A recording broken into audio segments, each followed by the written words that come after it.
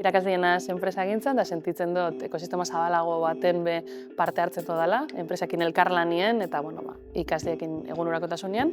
Eta honek gizartea eraldatzen lagunduko gaitula eta inpaktua sortzen. Lehenengo norberagan inpaktu hori eukiten saiatzen, gero parte hartzen dugun enpresatan, eta espero dut gizartean eukiko dugula zeregina. Eta horretan egunerokotasunean, bako dozentzean lan egiten dugu, ekipo multidisziplinaretan, enpresako erronka errealekin, metodologia aktiboekin, eta etorkizuneko lanari buruz egunerokotasunean edo momentu honetan hitz eginez.